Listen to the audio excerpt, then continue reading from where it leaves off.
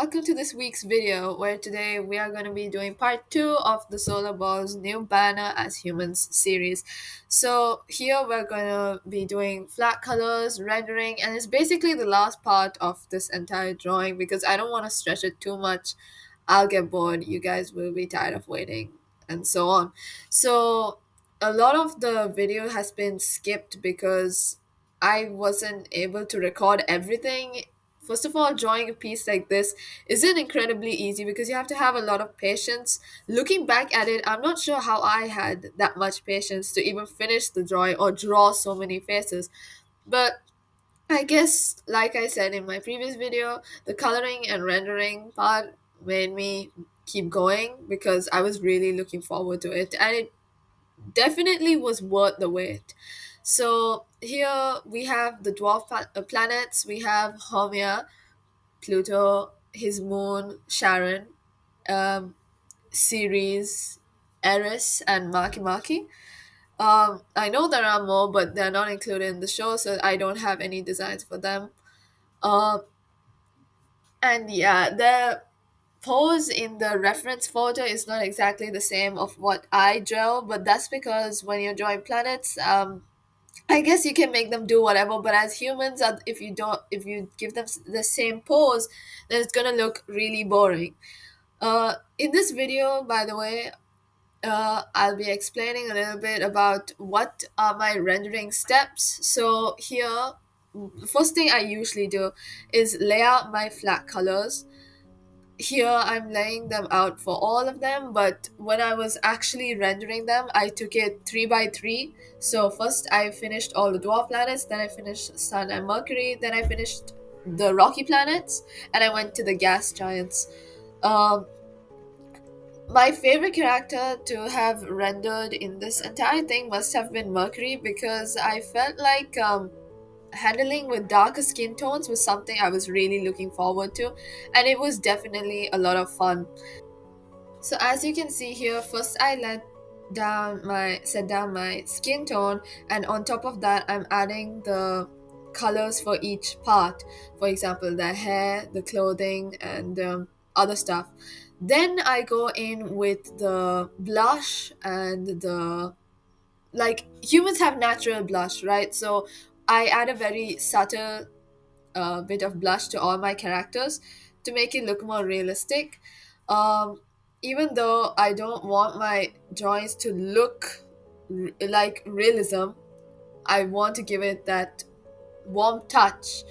Anyway, after adding the blush, I add shadows and lighting, and extra lighting and shadows if really necessary. In this case, for Mercury, because he's right next to the sun, so like that's a huge light source, so he's gonna have a darker shadow behind him and other stuff too.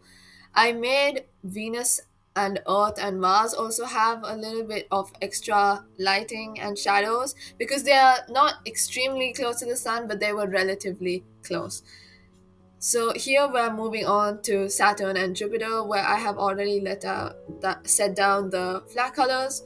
Um, I'm just doing a little bit of fixing up. I kind of forgot to repeatedly flip the canvas, but a tip for you guys: make sure you flip your canvas while drawing. It's definitely helpful because, in many ways, because your eyes will be able to look at your drawing in a different perspective. So when you look at something in a different perspective, you might see what's wrong in it that you didn't see before. That's how I like to use the flipping tool. But another way I also use it is that I'm right-handed, so I like to draw faces that are facing towards the left because it's easier for me. So if I ever want to draw towards the left hand side, to the right hand side, then I flip the canvas, draw it, and then go back. It's really helpful with seeing in a different perspective. But if you are a traditional artist, then like I advise you, like, just practice it repeatedly. I've been trying to do that the past few days, and I hope slowly by slowly that I get to see some progress in it. Here we have moved to the moons, and most of the moons I gave them new character designs because I've never created one for them in the first place.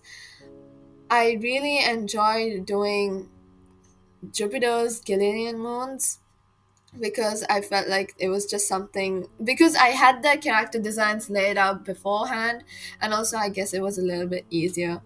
So rendering the moons, I was doing it by planet order. So first I did Jupiter, then Saturn, then Uranus, then Neptune.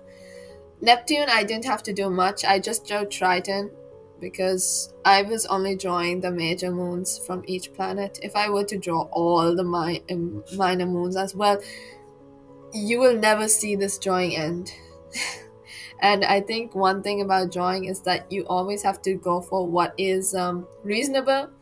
And sometimes, even if it isn't reasonable, you just gotta do what you like. For example, here I rendered everything. Like, I gave them extra shadows as well as colored shadows. So, multiply layered shadows and colored shadows, which was totally unnecessary, but I just wanted to do it and it kept my motivation up to finish the drawing.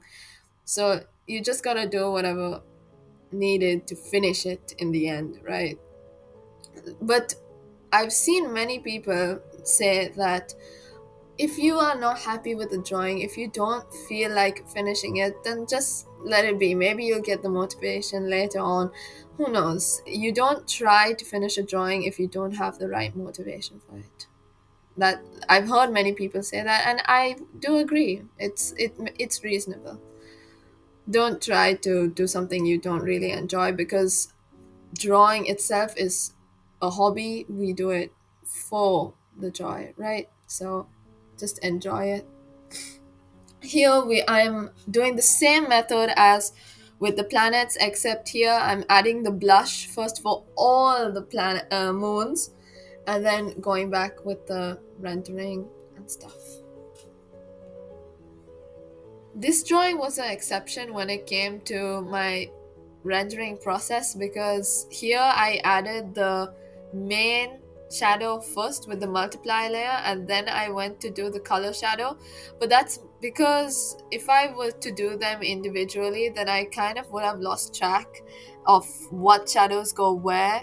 So the multiply layer shadows were like a guidance for me, and you can always do it like that. You can always change it up. I felt like I had to add the extra shadows because they were going darker and darker into space, and if I left it without the multiply layer shadow, then it just wouldn't have looked as good as it does. At the end of this video, you'll get to see it. There's also a full speed paint at the end, which you'll get to see how it progressively improves.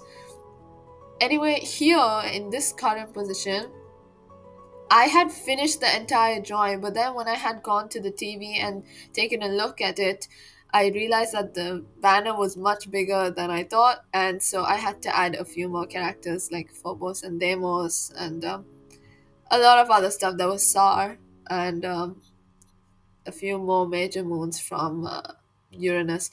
The original idea for this banner was to draw only the like super major moons, like the biggest of all of the major moons. So, for example, for Jupiter it would be Ganymede, for Saturn it's Titan, for Uranus Titania, and for Neptune it's obviously just Triton.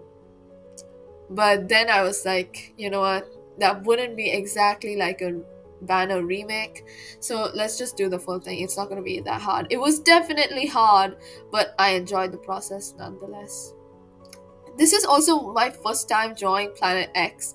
Uh, After seeing the character reveal in the show, I've decided to change his character design just a little bit because I feel like he's a bit too formal for his kind of joyful uh, behavior in some places, and also I feel like he has kind of lost his mind in some places, because like, you know, he sounds like a psychopath, you know, spying on the planets and knowing everything that they do and stuff like that. So, yeah.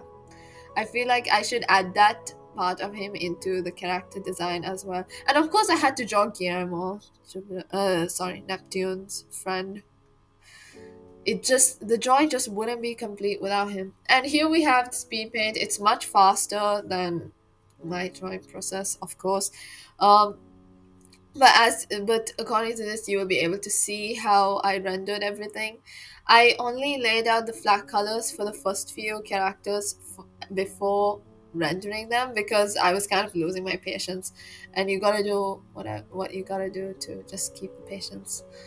And I changed Neptune's character design, and I absolutely love it. He looks just much cuter, but I did like the previous one too. It's just that this one was is good too.